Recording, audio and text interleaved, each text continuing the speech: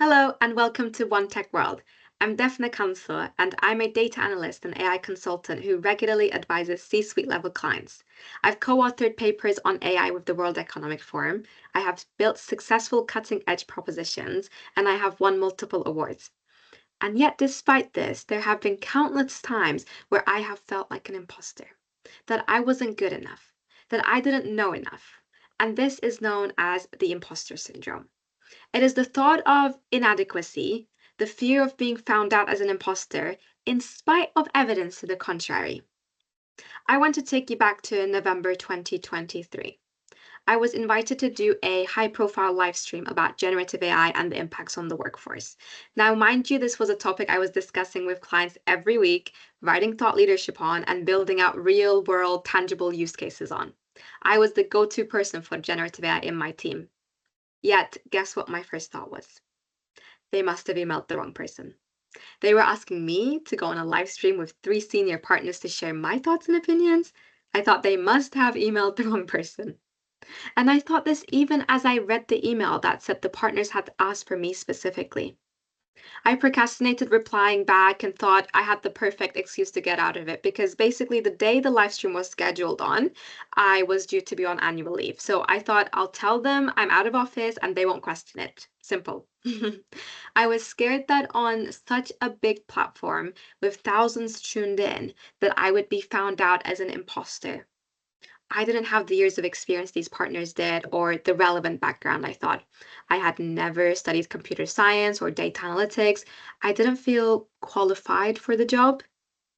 Thankfully, though, my partner Michael helped me see the irrationality in my fears. He reminded me that they came to me and asked me for a reason. They knew my expertise and obviously thought I had a lot to offer to represent PwC on this global platform and give my opinion on these complex topics. So I went on to participate, and the live stream was a huge success. I came out and I was absolutely swamped with people messaging me saying how incredible it was, people congratulating me. They were thanking me for sharing my expertise and saying it was super insightful. And that moment was a huge wake up call for me. It showed me that the biggest barrier I was facing wasn't a lack of deep technical background. It was my own self doubt. I was going to self sabotage and reject this opportunity. That experience then snowballed into more opportunities. I was invited to join another live stream, this time discussing about how to take generative AI from adoption to scaling. And from there, things just kept going. I was asked to co-author the paper with PwC and the World Economic Forum I talked about. And since then, I have had the chance to upskill hundreds of individuals from employees to students to CEOs in generative AI. These go to show that I'm not an imposter after all. But it doesn't mean I still don't question myself now and again. I am, however, on a journey, I hope like most of you, learning how to minimize any feelings of imposter syndrome. And I want to share a few of my lessons learned with you. The first thing I want to tell you about is the difference between feeling nerves versus feeling imposter syndrome. For the live stream, for example, I wanted to be well prepared. So I was asking whether we would get to know the questions beforehand, will we receive them, will I be able to prep, will be able to practice. And of course, there would be live questions from those who tuned in that I can't control, but I wanted to be prepared as much as possible for elements I could control. So if you came to me and told me you want to know the questions, you're overthinking it, you're stressing, I wouldn't tell you that you're overthinking or that you're being unreasonable to want to be prepared in advance. It's your first live stream, senior people with you, a large audience. So that side of it is totally fine. You just wanted to be prepared. The nerves you might have felt, also fine. It just shows that you care. But what was not fine was the thought of, why would they want me? Why would they care about my opinion? Will people respect what I have to say? Will they even want to hear what I have to say? You can see that these can be very damaging.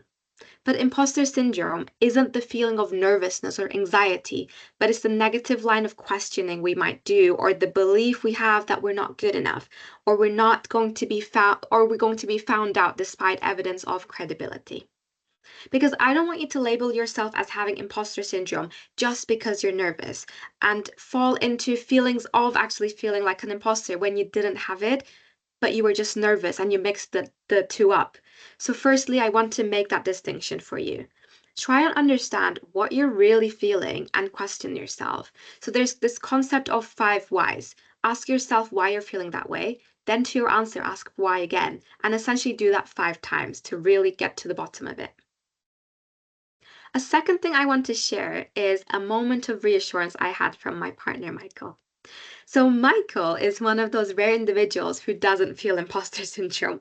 And don't get me wrong, he's very humble. He recognizes he doesn't know everything, but he doesn't let that hold him back, which makes me so happy for him and so inspired by him. But this also gives me the opportunity to question him and understand the way he thinks so I can wire my brain to lessen my imposter syndrome. So I interview him a lot, essentially. But while I was sharing my thoughts and feelings with him and questioning why he might not feel the way I am in similar situations, he said that he observed I underestimate myself and overestimate the expectations from others. Let me say that one more time to really stress it. Underestimating myself and overestimating the expectations from others. This was a light bulb moment for me because he was absolutely right. I was discarding all of my achievements that prove my credibility while also assuming that I'm expected to know everything. And I think that's the formula we have to work with. And I made a little visual for those of you who are visual learners to bring this to life a little bit more. So because we are underestimating ourselves and overestimating the expectations, then we create an insurmountable gap between what the situation needs and what we think we can provide. And that gap is what creates imposter syndrome. So we need to minimize that gap as much as possible. We need to tackle both sides of the equation. Firstly, to stop underestimating ourselves. And secondly, to stop overestimating the expectation from you and be realistic about what's actually needed in that moment. So with that in mind, now I can say it is not reasonable for me to know everything. If I'm asked a question I don't know the answer to, I can tell them I'll go and find out and get back to them. If I'm on a panel, I can lean on others and pass on the question. Realization is the first step. It's about realizing that you are on the wrong side of the formula we discussed. But there's another aspect to this because I said to Michael, I'm not sure about doing the live stream. I don't know as much as an AI engineer. And he said to me, that's subjective. Who has set those expectations? You do not need to be an AI engineer. And he reminded me of all the knowledge I have in the field and all the work I've been doing around it. He said, you are setting these expectations on yourself and you are assuming that your subjective view on expectations is objective. And that's so right as well. No one else on that panel built large language models before. I had painted a subjective picture on what was expected of me and genuinely believed it was the objective truth. Which leads me to my second learning from Michael and my third point for you. We must separate emotion and subjectivity from evaluation. I asked him, don't you feel worried that they might ask you something you don't know about in an important meeting? And his response was a very casual and confident, I don't need to know everything. For instance, when he's preparing for an important meeting, he objectively considers what he needs to know and he prepares for it accordingly. And the key word here is objectively. So when you feel imposter syndrome creeping in, try this. Take a step back and try to assess the situation objectively. Whether you write it down or open your notes on your phone or just think through it in your head, whatever you prefer, consider what are the facts? What do you actually know? What can you learn if you need to? Do you objectively need to know it? So again, here, it's about realizing the subjective versus objective evaluation. And another thing I realized is that I often fell into this mind trap that I did mention of thinking that my subjective view on expectations or my subjective view on my credibility is objective when it isn't. One super simple solution to this is to maintain a brag list. This is simply a running list of your achievements, no matter how big or small they might seem. It could include things like a project you successfully led, or new skills that you acquired, or even the moments where you've gone above and beyond. This isn't just about boosting your ego, though I am hoping it will do that, but it's a list that will essentially serve as a concrete, tangible record of your brilliance that you at times doubt. And this is especially crucial due to the psychological concept known as negativity bias, which I will come on a little later. So when you feel imposter syndrome, you can refer back to this list. It will serve as undeniable proof that not only do you belong in the spaces you occupy, but you excel in them. And that you can absolutely go and lead that project, do that presentation, and ace that live stream. Honestly, I encourage you to start this today, literally right after this session. Even by listening to this and being here, write down, I am curious. I'm a curious learner. I attend events that help me develop further. After each significant work event, update your list. You received a message from your colleague about how great you were, take a screenshot, add it in. You received a message maybe saying, thanks for being so caring about my well-being. Add it in. It doesn't need to be anything formal or fancy. Just go into your notes on your phone and do it there. What matters is that you're actively compiling evidence of your growth and achievements, which will be invaluable on days when you need a boost of confidence or a reminder of how far you've come, because I bet it's quite far. So after another solution is to leverage your network. Your network can be your greatest ally in times of self-doubt. Don't hesitate to reach out to your mentors, colleagues, friends, or your Michael when you're feeling uncertain. Sometimes they can see our potential more clearly than we can, and I really saw the benefit in that. A supportive network can remind you of your worth and help you reframe your doubts and help bring you that objectivity and not allow you to make silly decisions like almost rejecting a brilliant opportunity. Connected to this, seek and use allies and sponsors. I found that having someone believe in you can make all the difference. Whether it's someone in your organization or someone in your personal life, having allies and sponsors who see your potential and advocate for you is invaluable. For me, the invitation to the live stream and the subsequent opportunities to contribute to thought leadership were all made possible by sponsors who saw value in my work. Seek out those people who will push you to step outside your comfort zone. With the opportunities they give you that you ace, your brag list will grow, so you can kind of see how it's all interconnected. But also, don't wait for chances to come to you. This brings me to my next point. A life motto I live by is write your own destiny. If there are no opportunities for you, create them. If your boss is going to a meeting, a pitch, a work trip that you want to join, ask to join. The worst that can happen is they say no. But what if they say yes? Early in my career, I asked my manager whether I could join him on a work trip to Dublin to attend a conference, and he said yes.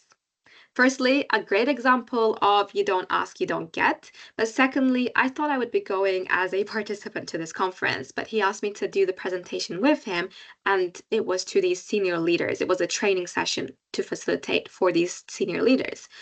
So I gave you examples of my imposter syndrome moments, but here's another one because my first thought was, I've only been working for 4 months. Why would they want to listen to me? But this was me disregarding the fact that my manager had worked with me during those months, and he showed a trust in me that I didn't show myself. As my mentor, he coached me, he encouraged me, and the session was a great success. And that one opportunity led to a series of connections and eventually more opportunities. And for me, it brings to life that you should not wait for things to come to you, but the one to make the ask and create your own path. So each time you step up and ask for a role in a project, to join a meeting, or to contribute to a new initiative, you are actively rewriting the narrative of your career. You're not just a participant in your professional journey, you are the author of it. And every success, every yes you get will chip away at the imposter syndrome by reaffirming your capabilities and your worth. And the last point I want to make is focus on changing your behavior to the triggers with the strategies we outlined. But don't put yourself down because you got triggered. It's so normal. It's so fine. For example, I got a new job and I was invited to meet my team. And my first thought was, I must delay this as much as possible. What if they think I'm not good enough? They're going to find out that I'm an imposter. But I quickly responded to myself saying, of course I am good enough. The facts of the situation are that they hired me because I'm good enough. Objectively, I am. But as humans, we are evolutionarily conditioned to remember negative experiences more than positive ones. And this is the negativity bias I was alluding to earlier. It's basically comes from historic times. It used to help our ancestors stay alert to threats, but today it can skew our self-assessment.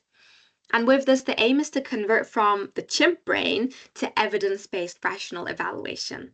So when we consider external expectations, self-assessment formula we looked at, our brain might first go to what doesn't qualify us to be somewhere. So we need to change that narrative and make it focus on our credibility and what qualifies us to be there.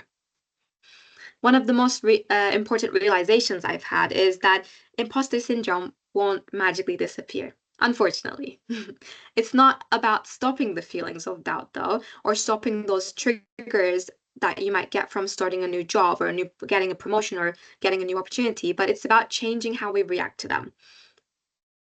The first step is recognizing that you're doing it, and it's about finding strategies of how to deal with it that are most effective for you.